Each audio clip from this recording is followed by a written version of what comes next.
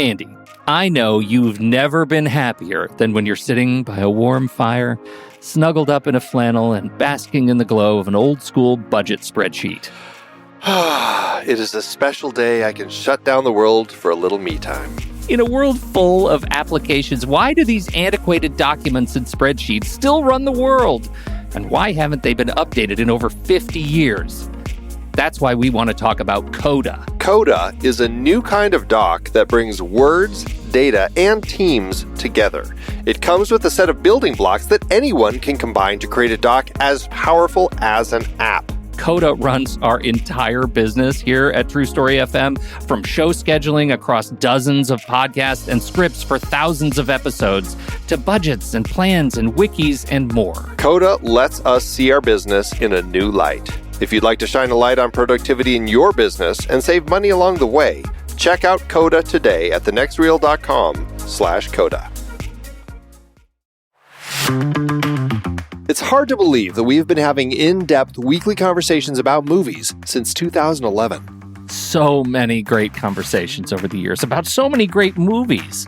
All that said, producing this show week after week requires a ton of work behind the scenes. Becoming a Next Reel member gives you access to all sorts of additional and exclusive content. Plus, you're helping us keep the lights on. Just head to thenextreel.com/membership, where you can learn more about becoming a member, which costs a measly $5 a month, practically the same as one fancy coffee drink. And you get so much more. Every month, we record a bonus episode exclusively for members. Those episodes cover movies from whatever series we're covering at the moment, or add to previous series. Some movies we've covered that only members get to hear us discuss include The Blues Brothers, The Russia House, Naked Lunch, Independence Day, The Hot Rock, and Relic, the better one. Plus, members get to vote on what we're going to discuss for those episodes. We also record additional pre- and post-show content in regular episodes that only members get to hear, like conversations about similarly themed movies. And answering listener questions from our live member chat. Speaking of our live member chat, we record almost all of our episodes in Discord, where members can chat right along with us live. Members get access to other members-only channels in our Discord community as well. On top of all that, members get all episodes a full week earlier than everyone else in a private Next Reel feed just for them that includes all the shows in the Next Reel family. The Next Reel, the Film Board, movies we like, Sitting in the Dark, and more new projects on the way. To top it all off, members don't have to listen to ads. We've already eliminated those annoying, dynamically inserted ads that, let's face it, we all hated. We are listening to you. We love podcasting for a living, and those ads help to pay the bills. Now, we're counting on you, dear listener. We promise we aren't going back to those terrible, dynamically inserted ads that don't relate to us at all. All we ask is that you consider supporting the Next Reel family of podcasts with a membership. Again, it's $5 per month or $55 per year. Just head to thenextreel.com/membership. thenextreel.com/membership. Get your access to early, ad-free episodes with bonus content, member bonus episodes, and access to member channels and live streams in Discord by signing up today.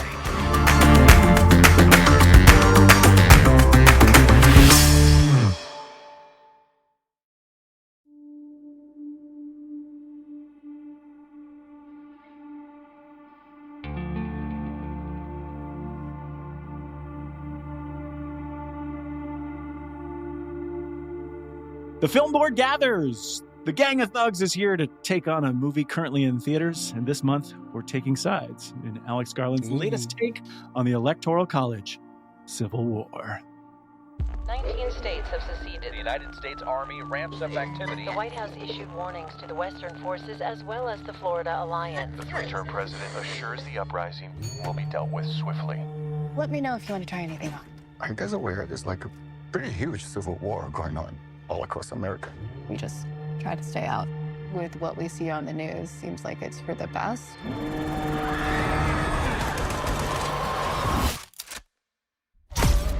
Citizens of America. The so-called Western forces of Texas and California have suffered a very great defeat at the hands of the United States military. Mr. President, do you regret the use of airstrikes against American citizens? moving to D.C. today. We need to go down there. They shoot journalists on sight in the Capitol. Every instinct in me says this is death. What Every time I survived a war zone, I thought I was sending a warning home. Don't do this. But here we are. There's some kind of misunderstanding here. What? Well, you're American, okay? Okay. What kind of American are you? You don't know?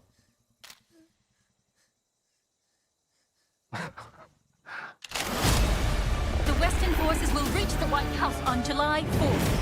Oh my God. Get in the car! Get in the car! Move, move, move! You're gonna hang back. I'm not hanging back. One nation under God, indivisible, with liberty and justice for all. Go, go, go, go, go!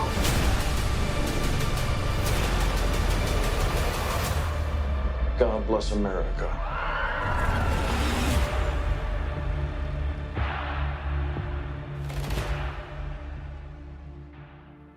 Welcome, everyone, to this potentially polarizing production of The Film Board. I'm going to introduce you to our hosts today, and I want each of them to tell in clear English, no accents, no stumbling, where are you from, Tommy Metz? Hello. Well, I already blew it.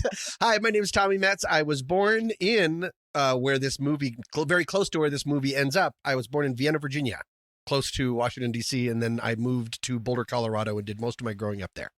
Excellent. And you, Steve Sarmento? Yes, I am originally from Illinois, north suburbs of Chicago, and since leaving there, have been out here in Phoenix, Arizona. That's what I'm talking about. Real Americans. Yep.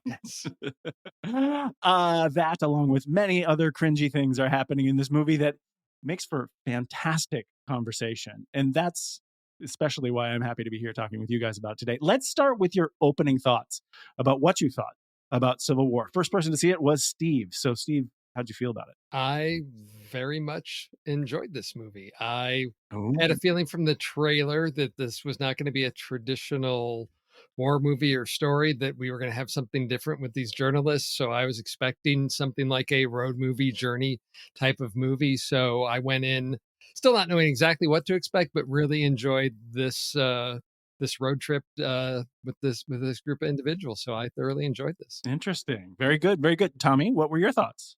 I'm a big Alex Garland fan, the director. I've loved all of his movies, save one, but even that one, his latest one, Men, was still beautiful, and I still respected it. It was just hard to enjoy, especially the last 20 minutes, spoiler alert.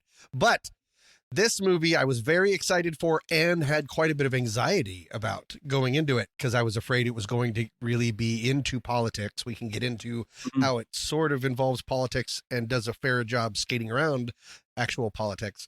But my overall thought, I'm sorry, JayJay, I loved it.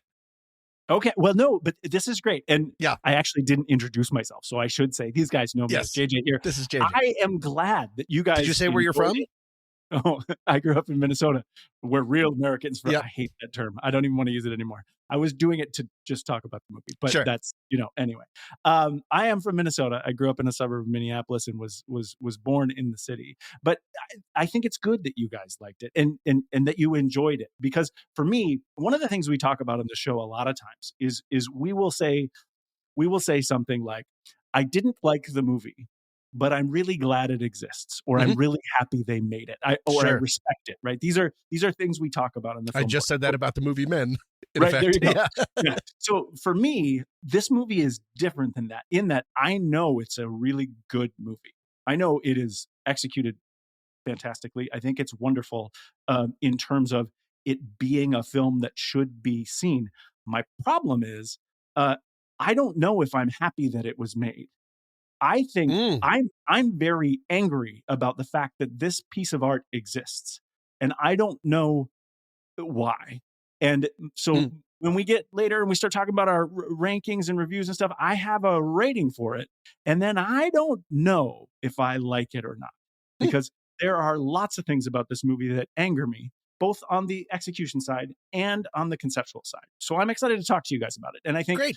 the key thing really is the conversation. And I think it is impossible to say that this movie does not deserve conversation. And that's something that is, if you look at anything from this weekend, Tommy and I were doing this exercise just earlier this week. It is impossible to get something about another movie that is anything close to Civil War, because everything is out there about this movie right now. All the hype, all the discussion is about this. So I'm really glad we're talking about it one way or another. So let's first start with the summary here. This is, I think, this is typed up. It's not my writing, but I want to read it so that we can give people a clue about what's going on here. It says, in a future dystopian United States under the dictatorship of a third-term president, a civil war rages. Veteran photojournalist Lee Smith, alongside her colleague Joel and her mentor Sammy, embark on a perilous journey to Washington, D.C. to interview the president. Along the way, they rescue Jesse, an aspiring war photographer, from a suicide bombing in New York City. The group faces frontline combat, encounters with ultra-nationalist militias, and personal tragedies. Jesse, transformed by her experiences, captures these critical moments on camera, documenting the fall of the dystopian regime. And honestly, when I was watching this film, one of the things that I thought was really interesting is that it is a series of set pieces. It is an episodic nature of this road trip that they go on. One of the things is that I noticed is that a majority of the things that happen in this movie, you have seen, you've had the seeds planted for you in the trailers leading up to the film. Did you feel that way too? Did you feel like there weren't any set pieces that were unexpected for you? The Snowman Village was unexpected for me. I didn't see that at all. The full incorporation of the town that seems to exist out of time, that became more interesting. The very last shot of that made it seem really more interesting. So I didn't feel led by the hand, and they even chopped up, the trailer's big wahoo is the Jesse Plemons line. And even that is actual different in the film. It doesn't go the way that it does in the trailer. They recut a conversation together. So I thought I wasn't bothered by that, if that was what your question was.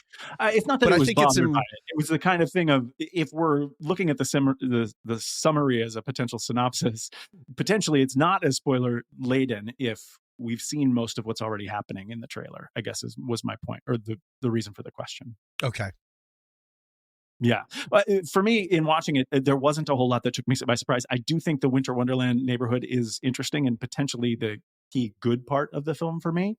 But in what I was watching here, if we just talk about the journalistic concepts of coverage and treatment. So I come to this movie from a really interesting perspective, being that I was in the TV news business for 14 years. And I know it's a piece of art. I know movies are not journalism. This is fiction. This is everything you're going to watch here is a fiction. And it's pretty clear. And Tommy, you talked about skirting around the political issues, that they tried to enhance the way it is there. But for me, the questions that I want to start at this discussion with for you guys are in the concepts of coverage and treatment. Mm-hmm. Why is this movie done, right? Why are they covering it? Why is this being made? And why do they treat it the way it is? Because for me, in most films, I get a sense of understanding the artist's idea of why they want to make it or what the message is. For me, this piece of art left me very confused at why this, why now, which is a lot of the question a lot of people are asking, and why the choices that were made here. So maybe let's start with Steve again. What was your idea in when you see this movie? Why is this movie made? And how do you feel about the way that they treated the concepts that are in the movie? Why is anything made? Because it's Hollywood and to make money, right? I mean, do you think that's no? Ultimately, yes, the studio needs to make money. But what was the creative impetus behind telling this particular story? Yes. And I think that's an interesting question to ask. And I know in the press, a lot of people have asked Alex Garland, like, we want to know what's going on. Why would California and Texas get together? And he said, that's the question you need to ask yourself. I'm not going to give you that answer, but what would have to happen in this country for those two, politically opposite entities to get together to fight against a common force? The enemy of my enemy is my ally, type of thing. And for me, it is, I think the issue is people are going to go in thinking this is about the Civil War. And that's the setting of the story of these journalists taking this trip. And so for me, as soon as the credits finished and I sat in my seat, I thought, and I don't want to say this is a comparison, but when it comes to types of stories, the first thing that came to my mind is Apocalypse Now, because it is a journey down a river. I mean, a paved river, really, here, the road, and there are incidents along the way. And so it is the quest to get the big interview. That's what we get. And right you're going from the to usurp a mad king. Yes, essentially. Right. There's a madman at the end of this journey. We're going to have a conversation. We get that early on of we're going to DC. We're going to get the interview with the president. This is for Lee, the photographer. This is the last thing she wants. This is the shot for her to get. Right. That's ultimately. So it's about her quest there. It's about Jesse, the young, starting photographer. And to me, it's really about that transition of the innocent to the experienced, and the experienced veteran of sort of mentoring or that type of process and conveying that knowledge and experience. So it's really about that relationship. Because early on, there's that conversation between Lee and Jesse where Lee says, this is your choice. I'm not going to carry any guilt because this is your choice. And, you may end up dead. And Jesse asks if that happens, will you get the shot, type of thing of, is it really about the photography? What are these people like, when that's their motive, to put personal feelings aside, this is business, that. And so it was really the dynamic between those two in that relationship and how it changes and grows through the series of little sort of episodic sequences we have through the story. So I think people that want all the warfare, all of that, are going to be very disappointed, because for me, at least, it's a different story. It's, yes, a little bit about the journalism, but to me, it's really about the relationship of the characters. Just as I would say Apocalypse Now is sort of a war movie, it's not. It's set in a war era, but it's really about a man's quest and self-discovery through that. And I would say that's the same thing for Civil War. So to get through all of that, I'd say Alex Garland was making a movie. My feeling is similar to Apocalypse Now, of exploring it, the internal journey and growth of two artists. Interesting. And I guess one of the things that I find really interesting about that is that nothing that I've seen, and I would assume that nothing that he's going to be questioned about or has been questioned about is about that story, right? Everything is about the background and setting of what leads to that story. But I agree with you. It's not. For me, it is definitely a war movie, but it is really the story of these war photographers going through war. And I have stuff to say about that too. But Tommy, throwing it to you now, why do you think this movie, why are we covering this? Well, I think one of the reasons we're covering it is because in a semi-recent poll, 40% of Americans see a civil war coming in the next, within the next 10 years. And this story about how divided we are isn't progressing. The story is just about how divided we are, it's just, we're just parroting that over and over again. We're divided and we're so divided. No, we're not that divided. We're more divided than ever. And so we're not really getting a lot through that prism. It's just everyone has their camp and we've decided that's where we live. I agree with Steve to a point. I do think that it is about the evolution of these characters and these characters together, but I like the idea of him choosing to follow journalists because, as Kirsten Dunst's character says in the beginning, it's not our job to comment or have feelings. It's our job to take the shot and let other people have feelings. And that's kind of what Alex Garland does as a director of this movie by not fully politicizing it. What this movie about, I think, if I could posit my thing, it's about what it's like to be a witness to war. That it's less, I thought this movie was going to be this is what's going to happen in America. And instead it's, if this happens in America, this is what it's going to look like. It's going to look like scenes in Apocalypse Now. It's going to look like all of these weird episodic parts of people losing track of their orders, people defying orders, people's base nature coming up and taking over, a mix of chaos with absolute control, all of these things that instead of saying that it was red versus blue, it was a fascist against the country that potentially you could say, left behind. And so witnessing war, you see what has happened to Kirsten Dunst and you see what is happening to I don't know anyone's names because I'm dumb, but the young up and coming photographer, how she's changing. But all of that is less about each other, I think, and more witnessing what is happening, how that changes you, and how, and this whole movie in effect is a little bit like, because everything that we see that is so shocking in this movie, I find very shocking. I do think it's a war movie. We see in real life through the news happening in countries all around the world all the time. It just hasn't happened here since the actual Civil War. But the idea of like a refugee experience, the idea of civil unrest, all of that, we don't have the movie that I think closely resembles this movie. This is going to sound weird at first, is Steven Spielberg's War of the Worlds. Because I don't know that. War of the Worlds, once everything starts to fall apart, it becomes the American refugee experience. The cities aren't safe, and so it's people going through, and that's just something we haven't had to go through fully as a nation for a really long time. So that was over talking, my apology, but that's what I think. That's why I think why he chose journalism is a real strength of the movie, it turns out. And it's less of it could happen here, and more of a like, if it does, this is probably what it's going to be like. And isn't that terrible and tragic? And does it wake you up to see it on your own front lawn?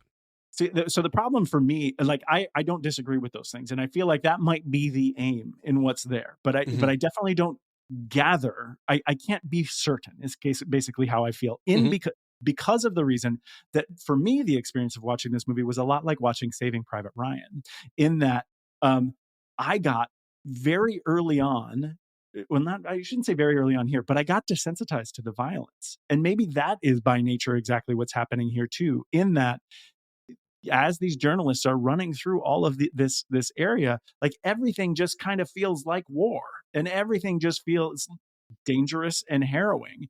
And I don't have the emotional connection at the end of the film because I had given up on it. Not the film, on the emotional connection to what was going on because of all of the war that I experienced there. And maybe that is just another experience of war. I think that's what happened to Kirsten Dunst until it becomes personalized. She's deadened and war-torn throughout the movie until it she sees a death happen on her emotional front lawn. Right. I'm going to stop saying front lawn. And then it's like she wakes up to the horrors of war again. It's reinvigorated for her. What she has turned off, and been able to dull in herself. Yeah, and I have definitely lived with, in the 14 years that I was in news, I have definitely lived alongside of reporters and shooters and all these kind of people that love the thrill, that love that chase into the action and all of that. And I have never been that guy. I have never been the kind of person who's like, are you getting excited? We're going to go see action tomorrow. That has never been my scene. And that's probably why I'm not in the news anymore. Because I made that shift to get away from that. One of the other things, so I just mentioned the concept of shooters. One of the things that made me really angry about in this movie is because the central aspect of this is about journalism, that from my experience, and this is a long time ago when I was in the news, I think I stopped being a reporter in 2010. I stopped being a shooter, a photojournalist. Are we allowed to say shooter? Well, this is my point. Yeah. The dialogue in the film is not the way that people in the journalism industry talk about themselves. It was very stilted to me in lots of places, specifically when you think about Lee, Kirsten Dunst's character, trying on the dress, and Jesse says, I want to take your photo. No one ever says, I want to take your photo. Or when they walk up to the helicopter, the crashed out helicopter, and she says, it will make a very good image. Like, it's really, I have to get the photo. They say photo. Photo is used so much in this movie. And I don't think anyone in the world talks about pictures as photos. Do they? Do you know that? Do you know people? To take a photo of that. No, it's picture. Or shot. Yeah. And this is the thing. So I said shooter, and we had a little talk with Pete before we started this, and he had a very good insight of this, which I want to say too. All of my years in the news, all of my years in camera operating, we always talked about getting the shot, just keep shooting, all this stuff. Pete actually made the comment that no longer that students are now being taught that saying shooting and shooter is is now you Mhm. cannot say it because it leads people to think about guns. Mhm. Are you guys familiar with that at all? Does that sound that never would have occurred to me. I can see But that. I'm not a snowflake. I'm from Right. real America. No, that as culture changes, our language needs to change about some of those things because of things exactly like that, because of mixed messaging, because of that phrase can be very upsetting to people or miscommunicating what's going on with that. So I can see that happening, but I get your point as well of there's the industry lingo, and then there's how do we get that out to the general public that aren't living and embedded in that culture of that photojournalist, make it seem real. And I think that's the challenge with any vocation that we're going to be in a movie of. The insiders are going to be like, that's not quite accurate, but people outside would say, oh, that felt real. So it's treading that line, but I understand that there's that aspect of it. Jesse asked Lee at one point, like, how did you decide to become a photojournalist? Yeah. And no one in that world calls people in that world photojournalists. I'm not saying it doesn't exist. I'm just saying that's not the language. Did you guys, when Joe at one point runs out and he's like, are we in a time portal? Like, I don't like, all of the dialogue felt like that to me, where it was just really on the head to make sure everybody got it, as opposed to like, this is a war movie and this is the way that people talk in war. Did that happen to you guys at all? It didn't really bother. Now that you point out photo, I'm afraid I'm never going to be able to watch the movie the same way again. But because I didn't notice that. But sometimes Alex Garland's dialogue can be a little on the nose, but I think part of also what we're dealing with is he is British.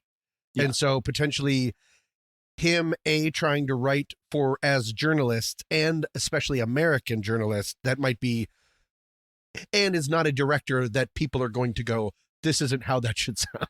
He's beyond that point. So potentially he needed another person to be like, let's have a American pass. Yeah, and that's fair too. I mean, Pete brought up that point as well too, that maybe the British actually call it something different, which is definitely possible. The Paps. So moving back to sort of these set pieces and everything that I wanted to talk to you guys about what was my favorite set piece in there. And Tommy, you brought it up earlier. Wasn't in the trailer, was that Winter Wonderland scene. Right. And in particular, what the meaning of the movie for me was, as best as I could imagine, is the sort of de-evolution of people and their sides, and having that conversation with the two snipers when they say, that guy's trying to kill us, so we're trying to kill him. Yeah, stop talking about sides. Stop talking about who's your allegiance to. Right. Yeah. He killed one of ours. He's in the road. And so, and we can't get up. He's trapped. We're trapped. That's it. So that is the movie for me. And none of the other stuff mattered to me at all. Everything else felt like shock and awe about how terrible people can be. And there are other great scenes in the movie, but that for me was the only message that mattered, was that really these ideas that everyone is asking Alex Garland about are not what the movie is about. It's just the fact that if they're trying to kill me, I'm trying to kill them. I don't disagree. That's why I think it is a movie about war. Yeah. It's about, if you strip away if you go long enough, all allegiances, and spread people out thin enough, all allegiance will be gone. All the bullets will be gone. We will resort to clubs. If we don't have clubs, we'll resort to rocks. I mean, you'll just keep having to go. I mean, Jesse Plemons' entire character, and I thought that was a pretty gripping sequence of just a mix of lawlessness, lack of clear vision, or is clearly being told to cover up a massive crime by higher ups. We don't know because we never get there, but it's just not. Yeah, I mean, it feels at times very much, in which is so effective for me, it taking place on these green lawns and rolling hills. It feels like a Vietnam movie. You already said Apocalypse Now. Because I mean, yeah, there's too much money. There's too many people. They don't understand what's going on, and they all slowly go insane. That was how, what's his name? Francis Ford Coppola described the filming process of Heart of Darkness, of Apocalypse Now, but that's also what happens in the movie. And so, it seemed like the only people that kind of had their stuff together was the Western Force. Well, and so that's an interesting question too, because I have read some dialogue too that says the Western force in the movie. I thought the Western force was just Texas and California, but from what I've read about the movie, that there are actually 19 states that had seceded. Was that clear to you guys in the movie? No, there's only 2 stars on the flag. Well, there's the Western Front or Western Forces or Frontier or whatever it is. That's Texas and California. They do mention early on Florida that had tried to somehow Florida Alliance and something with the Carolinas, and then Portland. Yeah, there was a couple other things. Portland Maoists. Right, but yeah, there may have been some things in the script that were cut, because I know online there have been some maps showing other alliances of seceded clusters of states, and that it may. In the president's speech at the beginning, there may have been some reference to, those states in general, but no, there wasn't a sense of how small the president and his United States that were, loyal to him, how many there were. So I think in general, on a first watch, the general sense is Florida and some states on the East Coast, and then Texas, California, and that's really about it, with maybe some smatterings, because we do get references to Lee's parents in Colorado trying to live like, just ignoring this gun, and Jesse, her folks in Missouri or whatever.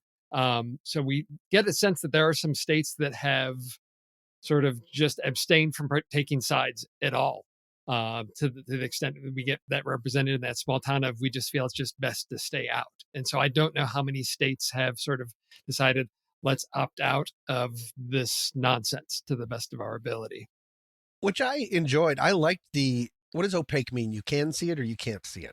Cannot. The opaqueness of some of it, of just getting little glimpses of things. Yeah. I'm a big fan of that versus, there's a version of this movie that would have started with a big long chyron or whatever, and this date, this happened, this date. Right. But we get little things. We hear about what were the flashpoints? He had a third term. He disbanded the FBI. He bombed his own cities. The Antifa massacre of blankety blank, which would have been a huge spark. He was killing journalists on site. Right. You can see how, like any regime, it just started to keep falling apart and keep falling apart. In that way, I don't dislike that either, Tommy. Yeah. But in that way, it reminded me of that Netflix movie that came out just recently, Leave the World Behind, where you just know that a whole bunch of dramatic things are happening on a massive scale, and you don't know anything except for you as the characters are experiencing it.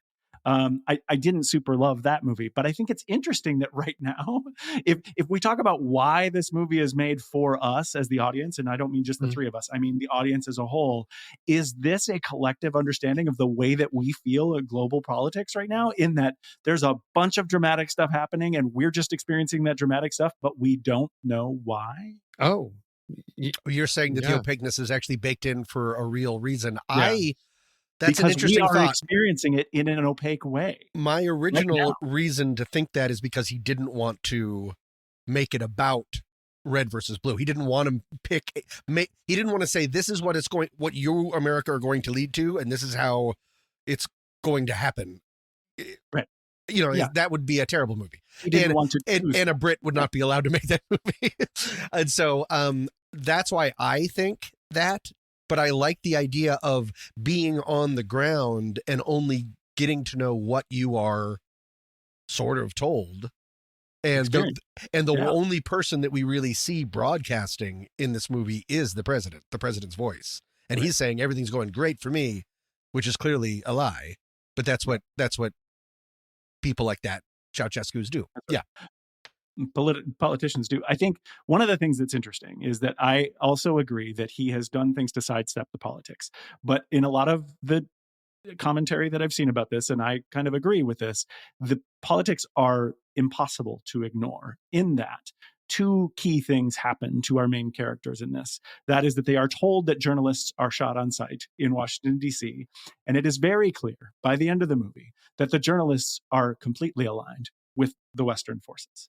So what does that mean to you in terms of when you see that, and when you get the big kicker at the end of this movie, that the journalists have a clear side to align with in this battle, even though in so many ways they are trying to avoid the politics of that situation? I guess my immediate thought, and then I'll let Steve talk because he's smarter than I am. My immediate thought is we have gone beyond sides, again, red and blue. He is clearly a fascist.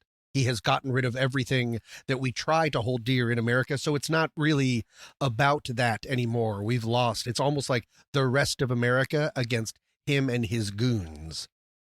It's like the last brick and mortars of that sort of movement. So that's why I think it's a little bit different. You're siding with the part that still wants America to look like America again, with 2-term presidents and an FBI and not shooting people on sight. That stuff is my initial thought. Yeah, I would agree with Tommy on that. I think that the journalists do have an interesting, neutral stance that they're supposed to be taking, as we're here to comment on, we're supposed to report on.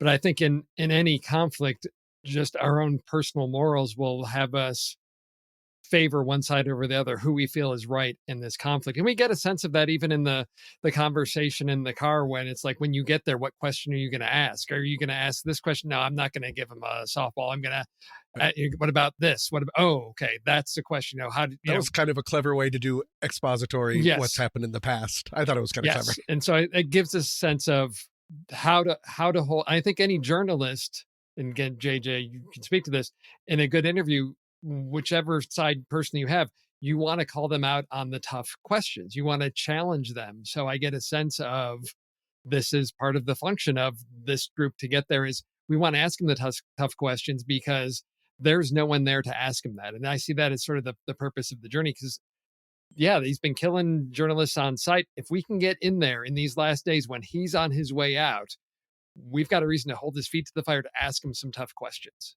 And that's why I take as sort of their driving motivation in this, of that's the big get for them, which is why we get that moment of they get there, it's too late. They're already, storming. And so it's that sense of, oh no, we lost that opportunity. I'm like, no, we still got time. I can see the deception that's coming, the twists that are coming, that we'll get there.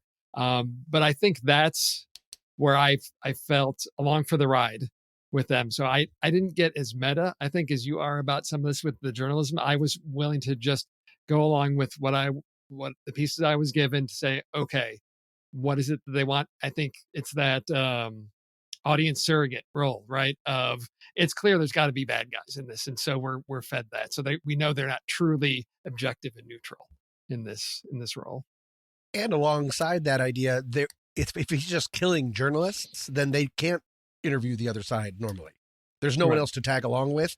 Maybe a missed opportunity that I'm glad is not in this movie, because that would have driven my anxiety through the roof, is there a news system that is okay, that is on the American side versus the Western forces side, American in quotes, like I don't need to, like a Newsmax or something, state-sponsored, like a state-sponsored kind of a thing. Yeah. And I didn't get that feeling, because it felt like all of the stuff was just coming from the White House's core. Yeah. That would have been an interesting way to go about, of really up the propaganda angle, but that would have made it so much more distressing for me.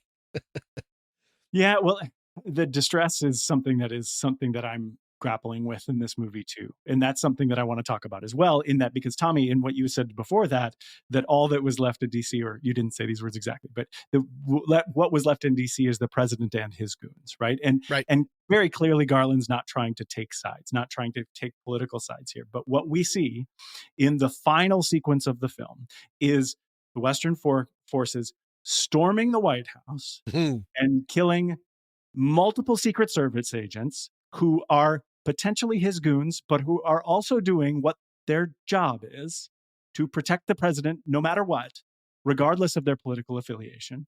And so we see this. We see what happens in a civil war.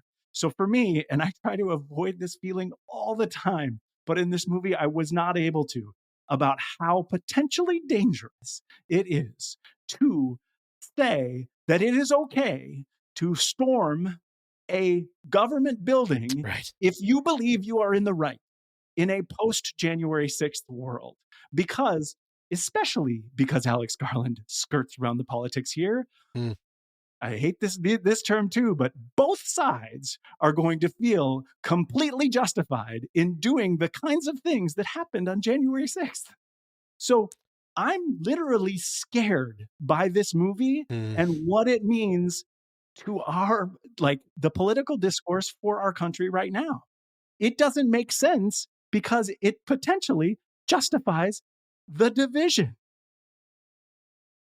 Even though he did so many things. I mean, that's why I think that Texas That's what and both California, sides are saying, the other sides are saying. But I think honestly, what the difference, why I like the idea, maybe the difference, why I like the idea of Texas and California, who are so different ideologically, but what neither of them, one thing that they can agree on is they don't want a king. They don't want a despot. I know that we can't throw all of Texas in with red. And we can't say all Texas people love a certain ex-president of ours. And they both have the economies formed together and the space to be able to fund. I don't think that it's just those two states and everyone else is just staying quiet. I think people are joining that side from other states, right, is my thing. And so I like the idea. I totally get what you're saying, but I do think that the movie does try to make it more of, like, I don't see that as the White House anymore, especially with images of, there were multiple people that had clearly committed suicide in the rooms, knowing what was coming. I see that as Hitler's bunker. Yes. And Tommy, this is the problem, is that the people who did the January 6th thing felt the same way. Right. That's the point. They were saying, hang Mike Pence, because they thought that Mike Pence was ruining democracy. But is it interesting that he told them he was egging them on to do it, our ex-president, versus this president is saying, stay away. I get what you're saying, but this movie skirts those politics and says, no matter what, if you believe that the person in Hitler's bunker is Hitler, go kill him. Yeah. Well, that's my problem with this movie. That's why I'm scared. I think it's a great movie. I think it's a very powerful movie, but I'm super terrified about what it means. No, I was really distressed by walking the halls and slicing the pie with guns and stuff, walking the halls of the White House. That was really scary. Well, I'm going to push back a little bit, because I think when we get to that point where they get to the press briefing room and you've got this attempted negotiation, there's those forces that are there, and they basically say, nope, we're getting the president. We're not here to negotiate. The only way he's coming out here is dead. To me, I feel like that, and it may not be as strong enough as you want. I feel like there should have been something inside of you that said, nope, we've stepped over the line. They should be willing to, that is the rules of engagement, right? They are offering surrender. You take them. Something has gone so horrifically bad. Their moral compass stuff, like, we're just here to kill this guy. And like, I felt uncomfortable with that, because I thought, okay, there should be some humanity. There should be some constitutional rights. That is clearly all gone. And I think that was sort of set up, however remotely, in our first sort of scene on the road when they stop for gas. And there's the bodies hanging in the car wash. And the guy escorts Jesse over there because she wants to see it. And he says, this guy I went to high school with. So it's not the case of Winter Wonderland where it's like, it's some unknown shooting at us. It's, I know these guys, and they tried to loot from us, and he ends up killing them. And so it's somebody, there's that human connection. Oh yeah, he wasn't that nice to me in high school, but still, he knows this guy. And we get pushed to a point so entrenched in our identity politics, any of those things where it's like, my actions are justified. And I feel like that's where we get to in the White House of, it's no longer about what's just and what's right. It is about quenching that thirst for vengeance above all. Yeah. But is that pushing back against what JayJay is worried about? So. That seems like you're in line with what JayJay is. Not in line, but like you're just... No, I don't feel I feel like the film's taking a stance that's not just... I don't feel it's justifying like a January 6th type thing, that it's saying, yeah, we can do this. If a group feels that it's right to storm the White House and assassinate Hitler, that's okay. I felt there was a sense of them stepping over the line with that. I didn't get that at all. And honestly, I'll just concede to you guys, I am a pacifist. Sure. And I don't think it's an easy place in this world to be a pacifist right now. But the press secretary doesn't need to die. No, absolutely not. That felt very wrong, right? This is hang Mike Pence. Yeah. This is and the thing is that the thing that scares me about the movie, and I caveated this with, I try to avoid this feeling all the time. I try to consume art in as objective as possible way, but like without knowing a person's politics, either side can justify anything. Oh, sure. It's like the movie The Hunt. Yes, I remember that was a big point that you had of The Hunt when you were like, yeah, because you were saying it doesn't come down against them. Right. They think that, and it says this is what you think, but they don't say here's exactly why it's wrong. They think that, and then we kill them. Right. Yes. The Hunt is a great follow-up to Civil War. Yes, sure. And The Hunt came out in March of 2020. Yeah. Like that's when we did it on. It's the last movie I saw before the shutdown. Exactly. So like you think about like the evolution here. This is just what scares me about this movie. This is why I understand that it's powerful. I understand that it's a great, and I use the word great very literally here, a great piece of art. But I am terrified about it. And I don't know that I like it because I don't think it does anything positive right now. I think it only furthers the divides. It doesn't actually, it purposefully does not prescribe any way to get to a better solution here. Except it does expose the horrors of war in a locale that looks familiar to us. That's what we don't have a lot of. Seeing all-out war, seeing Vietnam in Missouri makes you feel maybe differently about, I'd go to war for this, I'd do this. It shows that horror. Some people will absolutely want to. It's the guy that has the big gun after the three soldiers are already dead. There's always going to be those people, and they're gone. When the zombie outbreaks, they won't care if they're zombies or real people. They'll just be like, hooray, we finally get to use this pickup for something. We can't reach them, but it's, I think, everyone in the middle that maybe feels a little bit like a pitchfork every once in a while, or a torch or something like that, that hopefully this will be like, it's not a video game. It's horrific and terrible and sad and lonely and scary and weird. And that's, I guess, my point. That's the good side, hopefully, I guess is what I'm saying. And I love that. And if that is the why, I started off by asking you guys why. If that is the why, then I think that's great. My fear, and the point that I want to say in this show, for any ears that are out there to hear it, is that my fear is that this movie doesn't go there enough because of the fact that it skirts the politics, and instead, and it could be accidentally inciting both sides for polarizing. And that's like, by doing exactly what it seems like Alex Garland wanted to do, which is avoid committing to the reasons why this is happening, or the reasons why someone would side with either side. You unfortunately have now made both sides give them reasons to go to war. And that. But does he give you a reason to side with Nick Offerman's president? That also could that's be not what I'm saying. Hold on a second. That's not what I'm saying. What I'm saying is he gives both sides the ability to say Nick Offerman is their president, or more importantly, their villain. Yes. So you're basically saying either red or blue could say, oh, that's the bad guy. It reminds me of Texas in California. Yes, I mean, that's the point. He's doing it on purpose. Well, I think maybe to answer the question of why was this made, maybe it goes back to when our group is, they're at the stadium or whatever. There's a scene where the photographer Lee, Kirsten Dunst's character, she says, when I was out on all these assignments sending, photos back, she said, I was sending a warning home. Don't let this happen here. Don't do this. And I think that's motivation.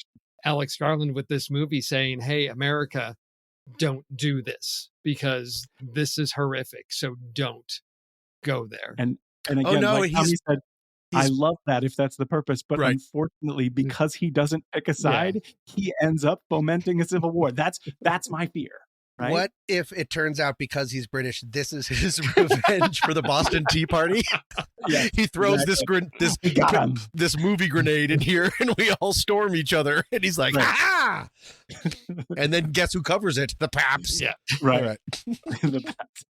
Okay, let's transition here quickly. There's so much to talk about with this movie, and I'm actually glad that we all have these kind of different feelings. Sure, because I think this conversation needs to be had out in the world. I don't know if we're going to get there because I think people are so entrenched on their sides. But again, like I said, I'm a pacifist. I don't want any of this to happen. And I don't want you to feel alone or overly sensitive, JJ. When I saw Joker, which is so less provocative than this movie, when I first saw Joker, I was like, this is a dangerous movie right now. Yeah. At the end when it's all, and then I was like, oh, it's probably all in his head. They weren't like all rioting and stuff like that. I don't know. It looks like in the trailer for Folie à Deux, potentially it did all happen. Yeah. But we don't know. But either way, that was the Joker. And I was like, not right now, guys. So I understand your feelings about this movie. Well, and I still haven't seen Joker for that reason. Because again, like knowing the difference between good and evil is kind of important. We need to have agreement on that for us to participate actively in the world. Yes. And I understand artists that want to say that there isn't a lot of clarity about that. And I understand, but potentially humanizing people that we have seen as villains historically can have negative consequences. And again, I hate this. I hate this opinion. I try to fight this opinion in myself all the time. And I'm terrified. Let's put it at that. No, so anyway, we have to honor both sides, JJ. Right. Go back to Charlottesville. It's the front lines of the battle. Yeah. Okay. Anyway, it's so great that they picked Charlottesville too for the historic significance there. Right. So in terms of the performances, Nick Offerman is listed first. I think it's just because he's first on camera. I don't know that there's anything to say about what he did here. I think he represents. He was a neat pick. What he's supposed to do. Yeah. Right. Yeah.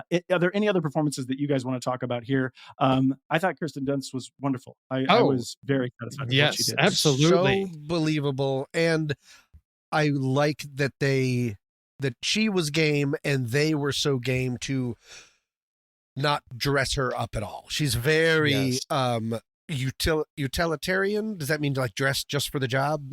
I don't know. Sure. I'm just throwing out words for the first time. Why not do it on a podcast?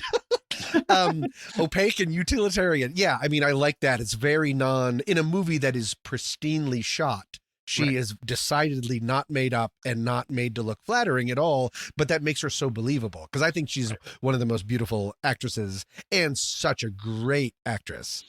Yes. I think she's outstanding. I thought her deadness played great. Her anger played great. Her freak out at the end was stunning. Yeah, and then her return to form was outstanding. And I really loved everybody in this movie. I thought everybody was pitch perfect. And the younger girl I know from Bad Times at the El Royale, which was my favorite movie of that year. She plays a cult survivor of sorts. And I've been following her career because she was really neat in that. And I think she's a star.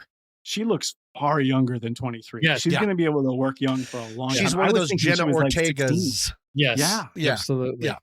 I was shocked. Steve, who was your favorite performer? No, I have to agree with Tommy that Kirsten Dunst was just carrying the weight of the world. I was impressed. I do not recall seeing her in this type of a role where it's that world weariness.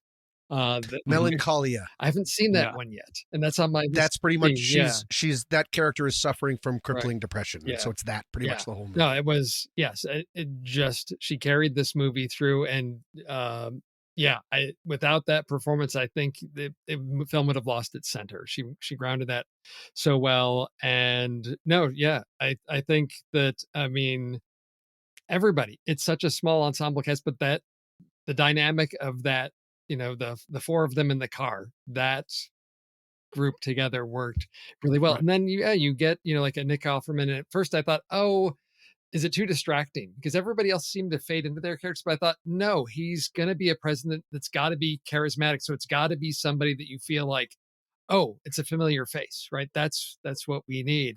Whereas that's interesting. Yeah. That's a good point. Yeah. It needs that familiarity in order to believe that at one point America believed in this person enough to vote him in. Yeah. 3 terms ago. Yeah. Cool. And then, I think everybody, talks about Jesse Plemons and just that, something of being able to fit into brilliant. Something and just in those few moments, just embody that and do it so well. But there's so many, the opening scene of, I'm just looking at this cast of extras and just how I didn't get a sense of, there's CG generated crowds here in this at all. It just felt really real. They're grabbing people, real people. And the fact that you need at the water, the fight, the water rationing station. Is that the scene you're talking about? Or is that where we start in the very first? That's the suicide bomb. Yes. That scene. Yeah. Yeah. So that just felt, everything from our leads sort of did not stand out. It didn't feel like, oh, a Brad Pitt, Tom Cruise of like, oh, there's these regular people and then the stars. This group, casting seemed to just blend in as typical working people. And I think they all carried it well. They are dressed perfectly to that regard. Yeah. And I just want to let you know, Steve, we don't say extras anymore. We call them background. Oh, okay. Background artists. Sorry. Get the shot. Get the background in the shot. Get the shot. Yeah. Exactly. Sorry. JayJay, will you please take a photo of those extras? See, right? Exactly. So one of the things, is it Wagner Mora or is it Wagner Mora, the guy who played Joel? Yeah. I had a little bit of difficulty with his accent, but honestly, through the course of the film, it actually played really well to the authenticity of the character. Yes. So any struggle that I had with it early on got sent away after that. One of the things, Tommy, you said that the film was pristinely shot. There was so much great motion control shots here.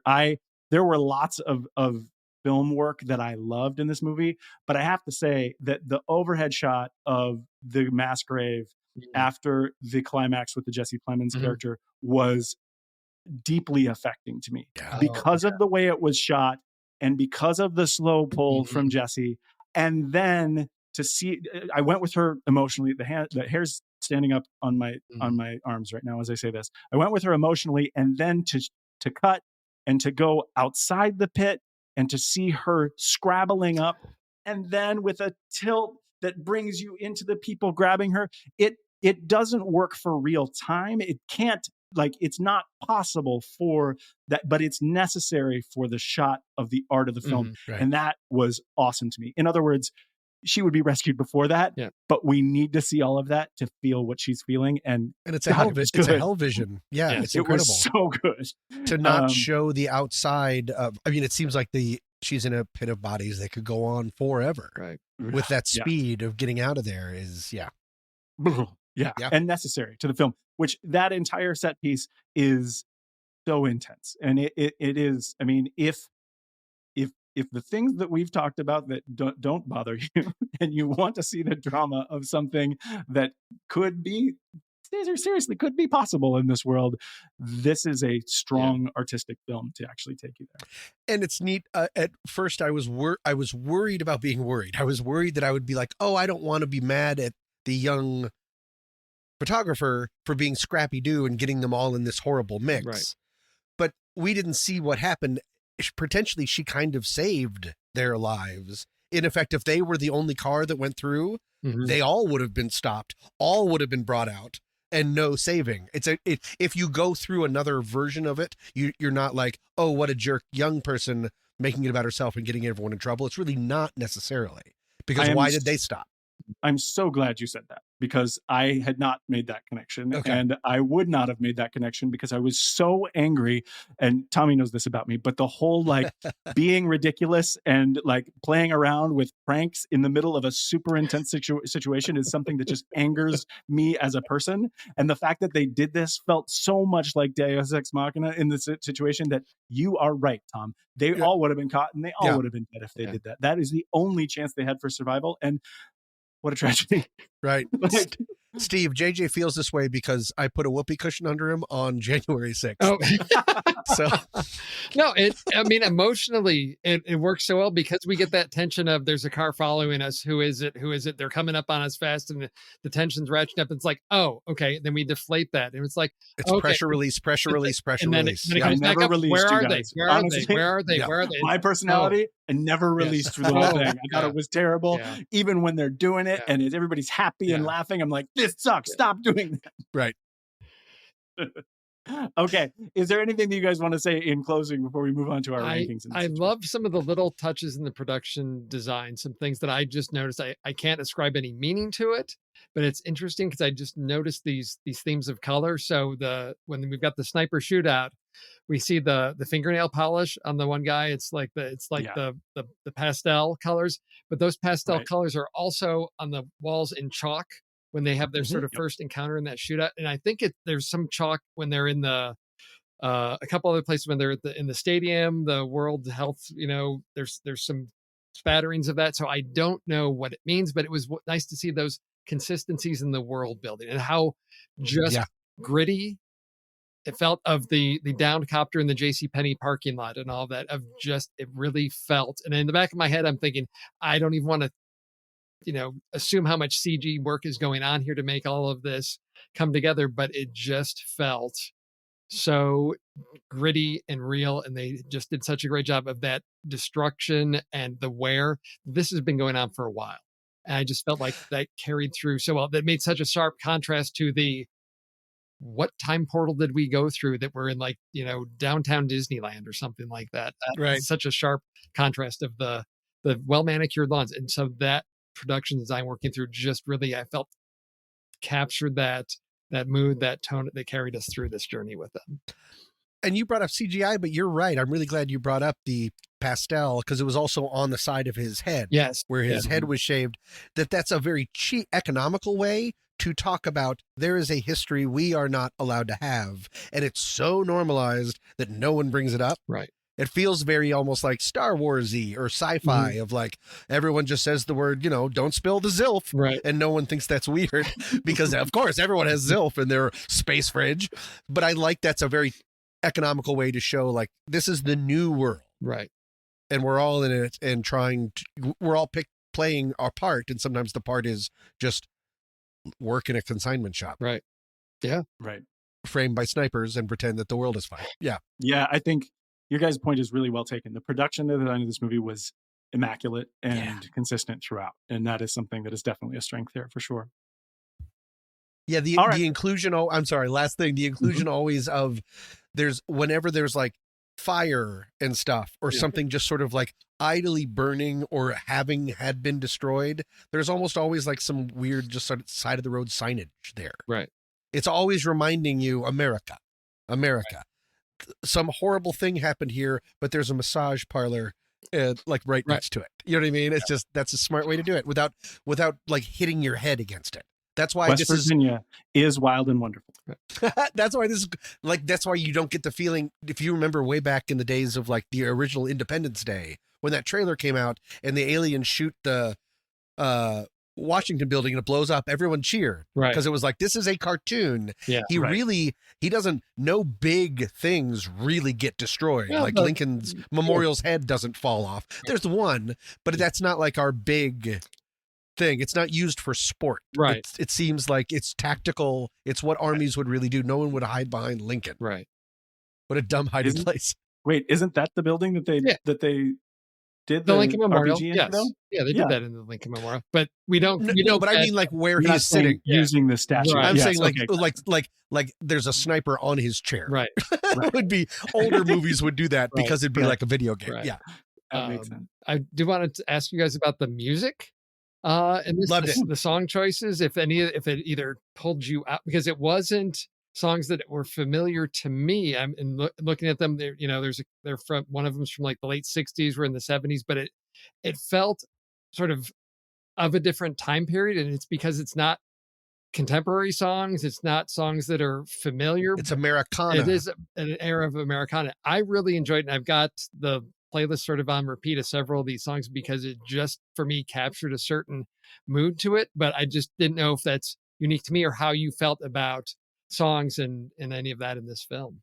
The bravest one that could have been like that terrible sound cue in It that brought everyone out of Just Call Me Angel in the morning when he's getting puked on and everyone was like, well, that was a big swing and didn't work. Right. I thought the inclusion of that De La Soul song after that horrible lead up to hearing someone crying, here's someone crying, then just shooting him, and then go right to a De La Soul song, which is a very hip hop fun song about drugs. Mm-hmm. It's about crack. So it's like dealing with horribleness with this kind of way. I thought it was really cool. And it evoked also thoughts of certain members of American culture have been going through, in effect, wars like this for a very long time. Yeah.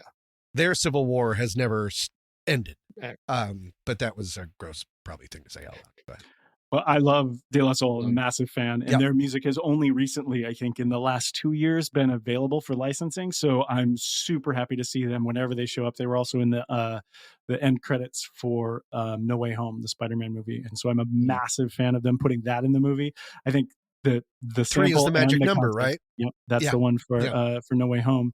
And then the particular song that they talked about when Sammy died, when they rolled into the war camp, about this all being a dream and all this stuff. That was very intensely emotional for me as well. Thank you for bringing up the music, Steve. I forgot that was, and the sound design is incredible and deafening. Like, I also can't hear anything you guys are saying. I'm just trying to read your lips and trying to interject when I can. Those helicopters are constant. Yes, exactly. Yeah. Well, let's rate it now. We are on Letterboxd. True Story FM's family of film podcasts are all part of the Next Reel's headquarters page. Letterboxd is a great way to track movies you see, write your own reviews, and be a part of a larger community of film lovers like yourself. Sign up for your own account today, and if you upgrade to a pro or patron account, use the discount code NEXTREEL at checkout to save 20%. Do you have to type it like that? I don't know. Maybe that sounds like all caps, but don't do it all caps. Okay.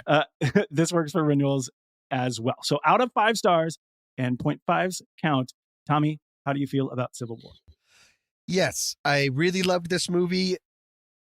I'm grading it weirdly, and maybe this isn't the way to do it, but against other Alex Garland movies in order to inform my score. Both Annihilation and Ex Machina for me are 5-star movies. And so I have to give this one a 4 because it does not reach the heights and perfection that those do.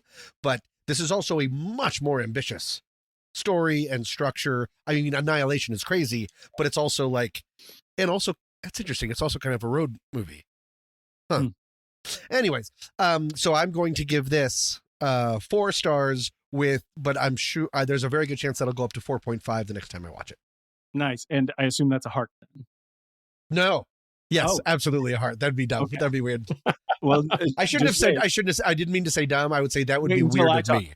Yeah. But I will say that you mentioned about this being an ambitious project. This, from what I understand, is the largest budget that A24 has ever spent on a film, coming in at like 50 million, I think is somewhere where it is. For an My A24 guess is Annihilation would be next in line.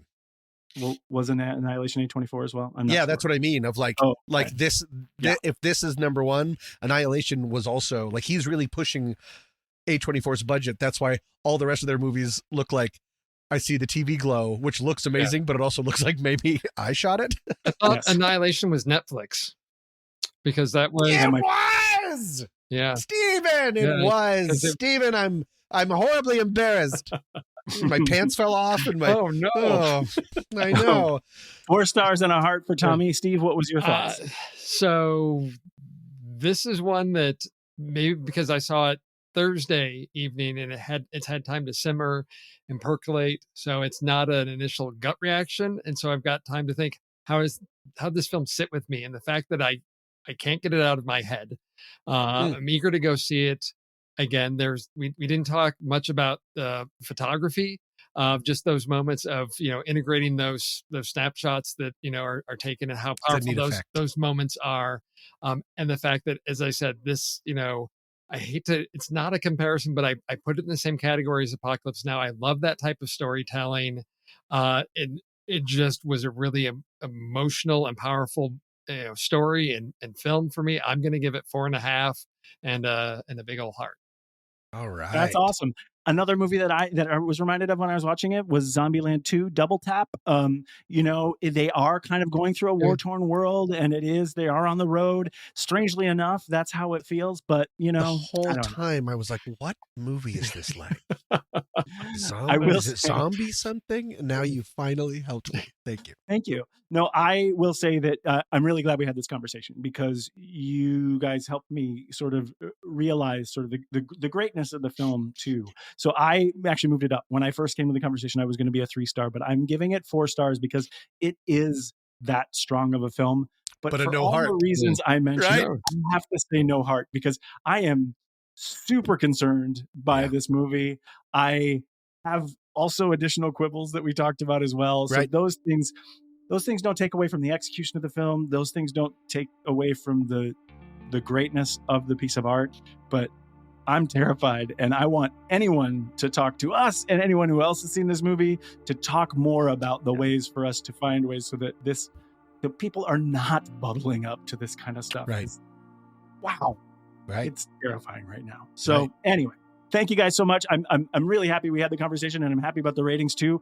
Talking about Civil War next month, we are planning to go see Furiosa. Am I right? Is that a Mad Max saga? It's in the Mad Max saga. I don't know. Is it a Mad Max saga? That's what I think. I think that's the full title. Yes. Is Furiosa Right. a Mad Max saga? That makes sense. Young Furiosa is Anya Taylor-Joy. Is that right? Yes. And it's from the twisted mind of George Miller. We're back to calling visions twisted in trailers, and I'm not here for it. The first person I ever remembered being called the twisted mind of Danny DeVito for Ruthless People. And I was like, can you say that? Does he know you're saying that? Because I was very young. And now I realize it's a marketing tool. I love it. Well, so see you again in May, and that is coming out Memorial Day weekend. If things change, we'll definitely let everyone know. Thank you so much for being with us tonight. Tommy Handsome. Oh my God, JayJay, thank you so much for jumping in and hosting. You did a great job as always. This was a pleasure. Always. Thank you. Steve Sarmento. See you next Hey, time. thank you for this trip down to memory lane with you two guys. Spending some time discussing some great movies. Oh, that's right. I love And it. that time I that love we it. stormed the Capitol. Yes. Oh, yes. Absolutely not. Absolutely not. I'm not going to go there because people believe stuff, you guys. I know. I'm sorry. Don't forget to join our online community with fellow movie lovers. You can learn more at thenextreel.com/Discord. And again, if you're not already a member, please consider supporting this show. To learn more, visit thenextreel.com/membership. Also, please do the things you're supposed to do with your podcasts. Rate, review, subscribe, and of course, listen. Or perhaps most importantly, share. Please let any of those movie lovers in your life know about this show. Yeah. The best way we have to get more people listening is you. Yeah. Okay? Meeting adjourned.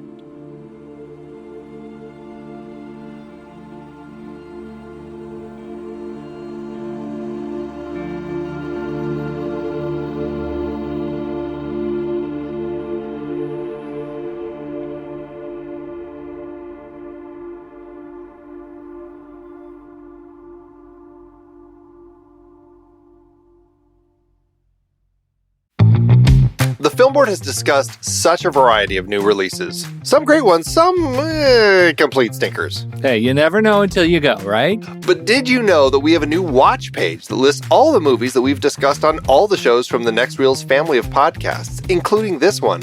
That's your one-stop shop for Apple and Amazon links where you can rent or buy the movie. Film Board movies like Gravity, Raya and the Last Dragon, Prisoners, the Hobbit trilogy, Now You See Me, or Side Effects. We'll even make sure we're updating links as soon as we can for recent conversations like Killers of the Flower Moon, Barbie, and yes, even The Last Voyage of the Demeter. Plus, by using those links to rent or purchase movies, Apple and Amazon shows us a little bit of love, which allows you to support our family of shows with minimal effort. It's a great way to support the show and find something to watch. That's right.